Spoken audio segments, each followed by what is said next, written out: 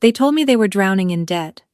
Maxed out credit cards, a reverse mortgage on the house, barely making rent on a fixed income. 4 years ago, when my 6-year-old son Noah was diagnosed with a rare liver condition called biliary atresia, my parents sat across from me at my kitchen table and said, word for word, "We want to help, sweetheart, but we just don't have anything left to give." I believed them. I believed them while my husband Daniel and I drained our RRSP accounts. I believed them while we sold our car and borrowed Daniel's brother's truck for 8 months. I believed them while I set up a GoFundMe that strangers shared across Facebook groups in Alberta, in Ontario, in British Columbia, people I had never met sending $20, $50, $100 with little notes that said, "Stay strong, Mama," and "Praying for your little boy." I believed them while Noah sat in a hospital bed at the Stollery Children's Hospital in Edmonton with tubes in his arms and a smile on his face because he was 6 years old and he didn't fully understand why he couldn't go home yet. I was wrong to believe them. I need to back up a little, because for this to make sense, you need to understand who my family is. I grew up in a small city in central Alberta, the kind of place where everybody knows everybody, where you go to the same church your whole life and your neighbors bring you casseroles when something goes wrong. My parents have lived in the same house for 32 years. My dad worked in oil and gas his whole career and retired at 63 with a pension. My mom worked part-time as a bookkeeper for most of my childhood. They weren't wealthy by any stretch, but they weren't struggling either. They owned their home outright. They took a trip to Mexico every February. Growing up, we never talked about money openly. It just always seemed fine. My older brother, Marcus, is 4 years older than me. He was always the golden one. Perfect grades, hockey scholarships, degree in business from the University of Calgary. My parents went to every single one of his games growing up. Every graduation, every milestone. When I got pregnant at 26 with Noah unmarried, working as a dental hygienist, living in a rented apartment, my mother cried on the phone. Not happy tears. Daniel and I got married 6 months later, in a small ceremony at a conservation area outside the city. My parents came. They sat in the front row and smiled in the photos and gave us a card with $200 inside. Marcus gave a toast that was mostly about himself. For the first 5 years of Noah's life, everything was fine. He was healthy, loud, obsessed with dinosaurs and the Edmonton Oilers.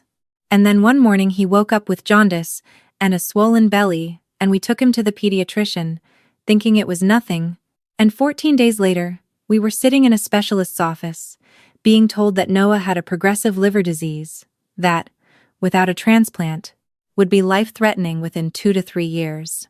The transplant itself, if a donor match was found through the National Registry, would be covered under Alberta Health Services. That part I want to be clear about, because we are lucky to live in Canada, and I am grateful for that every single day.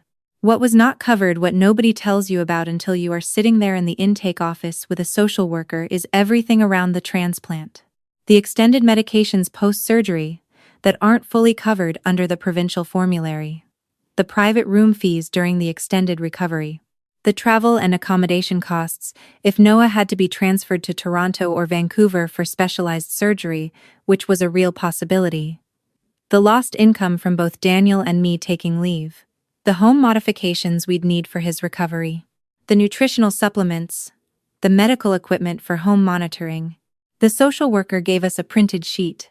At the bottom, she had circled a number. $87,000. That was the estimate for out-of-pocket costs over the treatment period, not including the 2 years of follow-up care. I called my parents that evening. I was sitting in the hospital parking garage because I didn't want Noah to see me cry. My mom answered. I told her everything, the diagnosis, the timeline, the number. There was a long silence, and then she said, "Oh, sweetheart, we want to be there for you. Let us talk to your father." They called back 2 days later. My dad did most of the talking. He said they were so sorry. He said they had looked at everything they had and they just weren't in a position to help financially.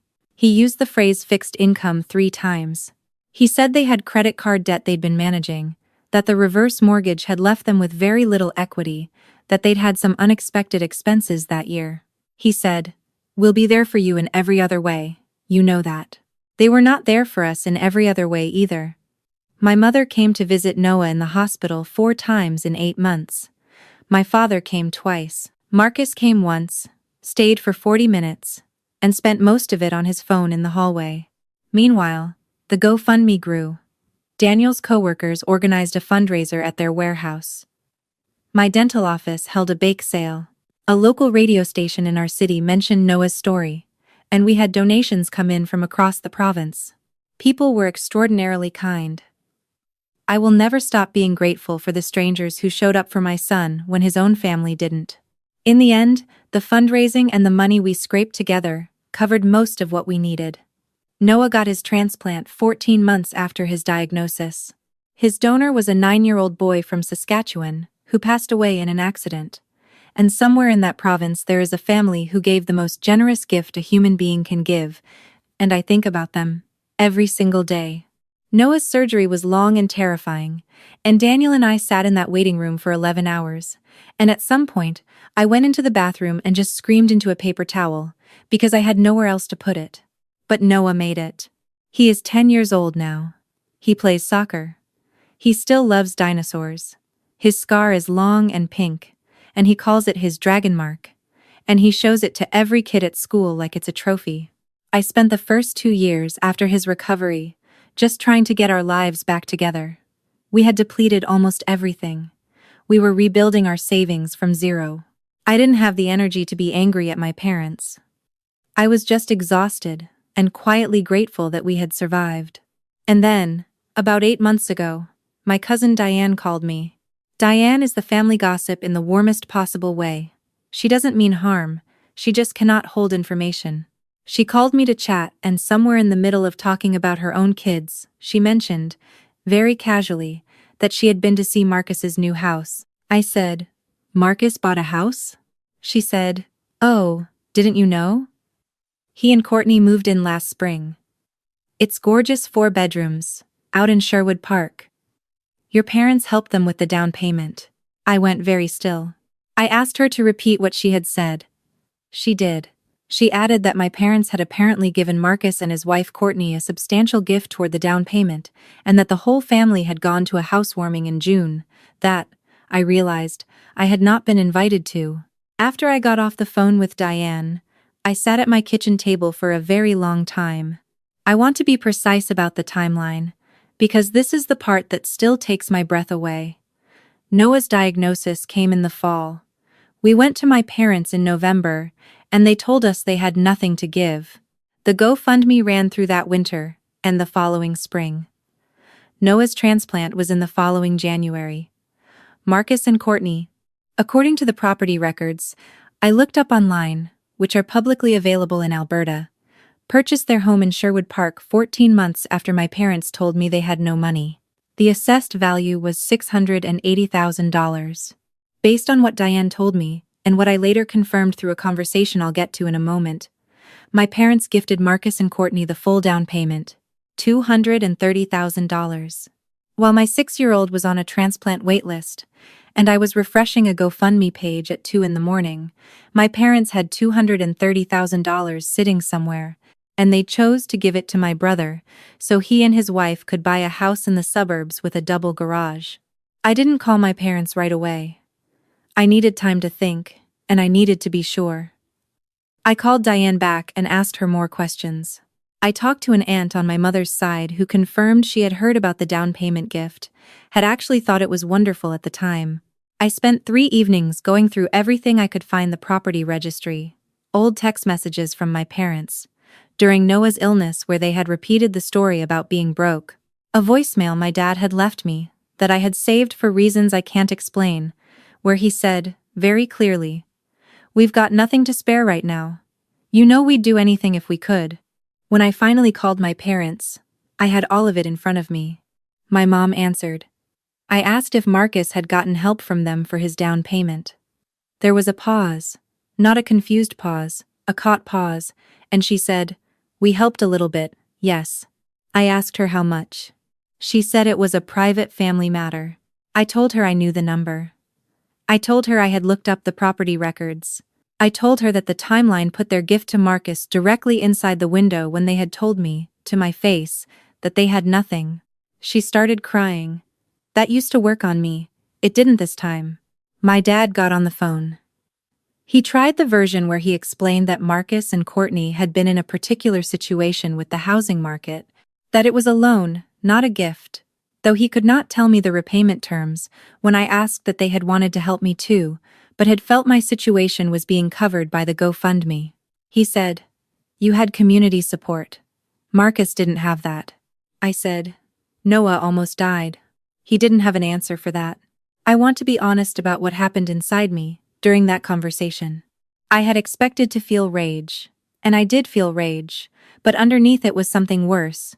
It was the particular grief of realizing that the story you have been telling yourself about your family is not true.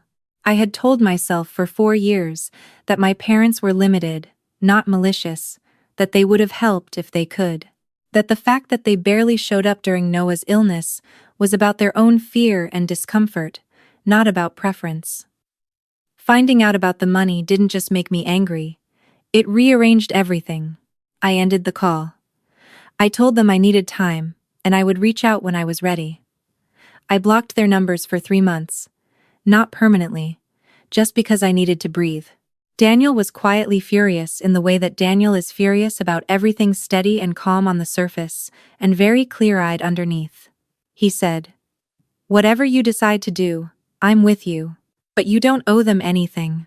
He said it once, and didn't repeat it, which is one of the many reasons I love him. I told my brother. I called Marcus directly, which I had not done in almost 2 years. I laid out what I knew. I asked him if he had been aware, when he accepted that money, that I had been asking our parents for help at the same time. Marcus was quiet for a long time, and then he said, "I knew you were going through something hard. I didn't know the financial details." I said, "You were at the hospital once, Marcus. For 40 minutes. He said he had been busy. He said his own life had been stressful.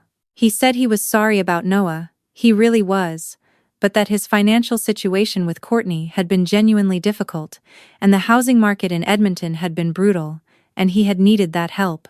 I asked him if, knowing what he now knew, he would give any of it back. He didn't answer the question. He said he hoped we could find a way to move forward as a family. I hung up. For the next few months, I concentrated on my own life.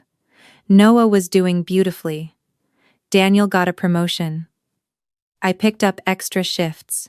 I went to therapy for the first time in my life, and it was, without exaggeration, one of the better decisions I have ever made. My therapist helped me understand that I had spent a long time contorting myself to manage my parents' feelings and my brother's image of himself, and that the anger I was feeling was not something to be ashamed of, it was information. I had started to find something like solid ground when, 5 months ago, Marcus called me. I almost didn't pick up. I stared at his name on the screen for 4 rings and then answered because something made me. He told me he had been having chest pain for a few months. Had gone in for tests. The diagnosis had come back. A rare hereditary cardiac condition called hypertrophic cardiomyopathy, an abnormal thickening of the heart muscle. In his case, it was severe enough that his cardiologist had told him that without intervention, he was at serious risk of sudden cardiac arrest. The treatment most likely to give him long-term stability was a septal myectomy open heart surgery, performed at one of the specialized cardiac centers. The wait time through the public system was long, and his cardiologist had recommended he be assessed as soon as possible. He told me all of this in a flat, careful voice like he was reading from a document. Then he said, "There's something else." His cardiologist had told him that his condition had a strong hereditary component and that it was worth having immediate family members tested. Marcus had told our parents. Our parents had been tested. And then, apparently, my mother had told Marcus that he should call me. Because if the condition was genetic, I might carry it too. And Noah, because of his compromised immune system and his liver history, could be at elevated risk if he had inherited the variant. So, that was the first reason he was calling. The second reason he told me a few minutes later, in a quieter voice. His blood type is AB negative, rare. And his cardiologist had mentioned that, in addition to the surgical route, there was a newer interventional procedure being explored for his specific variant, one that, in early research, showed better long-term outcomes for patients his age. It required a very specific genetic match for certain aspects of the treatment protocol. His care team had begun a preliminary family screening, Marcus said. They think you might be a match. I put the phone down on the counter without hanging up. I stood in my kitchen looking out the window at our backyard, where Noah's soccer net was still set up from the weekend. I stood there for a long time. Then I picked the phone back up. I told Marcus I had heard him. I told him I needed a few days. He said he understood. He said quietly, before I hung up, I know I don't have any right to ask you for anything. It was the most honest thing he had said to me in years. I went and sat on the edge of Noah's bed while he was sleeping that night, and I looked at his face for a long time. He is so much like Daniel. He has his dad's jaw and his dad's eyelashes, and this very particular expression he makes when he's concentrating, that is 100% Daniel. But he has my hands. And he has this stubborn, fierce little heart that fought so hard to stay here. I thought about what it felt like to sit in that waiting room for 11 hours. I thought about the GoFundMe notifications on my phone at 2 a.m, strangers from Red Deer and Hamilton and Nanaimo, people I will never meet, who had given something when my own family wouldn't. I thought about my dad's voicemail. We've got nothing to spare right now. I thought about a double garage in Sherwood Park. I called my therapist the next morning, and we talked for a long time. She asked me one question that I keep coming back to. She said, "Who are you making this decision for?" Not for my parents. Not to punish Marcus or to prove something to him. Not to make the family whole again, or to force some kind of reconciliation that I'm not sure I even want. For Noah? Partly. Because Noah someday will be old enough to understand the full story, and I want him to see who his mother was when it was hard. For myself? Yes. Because I know who I am, and I know what I can live with. I agreed to the testing. I drove to the hospital on a Tuesday morning, and I gave blood and I sat in a plastic chair in the waiting area, and I looked at the other people sitting there, a man in his 70s with a newspaper, a young woman with a toddler on her lap, a teenage boy with headphones, and I thought about how every single person in a hospital waiting room is carrying something that nobody else can see. 3 weeks later, I got the results. I was a genetic match. I called Marcus. He picked up on the first ring. I told him I would participate in the treatment protocol. I told him that this was not forgiveness. I told him that I was not doing this for him, or for our parents. I was doing it because I was not willing to be the kind of person who withholds something like this. And because somewhere in me, I believe that the world does not get better by people becoming crueler, even when they have every reason to. He was quiet for a moment, and then he said, "Thank you. Just that." I said, "I need you to understand something, Marcus. After this, I'm done. I'm not coming to Christmas. I'm not taking calls from Mom and Dad. I'm not pretending that what happened to Noah is something we can just move past with enough time and a few apologies. I need you to understand that this is not a door opening. It's me doing the right thing, and then closing the door myself." He said he understood. I'm not sure he fully did, but I said it clearly enough that I can stand behind it. My parents called me the week after the procedure. My mother's voice was soft and shaking, and she said she was so grateful, and that she knew she had failed me, and that she was sorry. My father got on, and said that they had made a mistake, that they'd been afraid of how much money it would cost, and they had panicked, that there was no excuse, and he knew that. I listened to all of it. And then I said, "I believe you're sorry. I do. But sorry doesn't put 4 years back on the table. Sorry doesn't give Noah those 14 months on the wait list back. I can't have the version of our family where that didn't happen. So I wish you both well. I genuinely do. But I'm choosing myself and my family now. I have not spoken to them since. It has been 3 months. Some days it feels clean and right.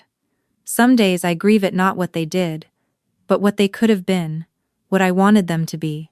My therapist says that grief and the right decision can absolutely exist in the same place at the same time. I am learning that she is correct. Noah had his genetic screening done. He does not carry the variant. When the doctor told us, Daniel grabbed my hand and I started laughing and crying at the same time in the middle of the clinic, and the doctor looked slightly alarmed, and Noah said, "Mom, you're being so embarrassing right now," which is the most 10-year-old thing he has ever said in his entire life. And I love him so much it is almost painful. Daniel took us out for dinner that night. Noah's favorite place, a burger spot near our house with checkered floors, and a jukebox that still actually works. Noah ate an entire burger and most of Daniel's fries and talked for 45 minutes about the Oilers' playoff chances. I sat across from them and just watched, my two people, whole and here and mine.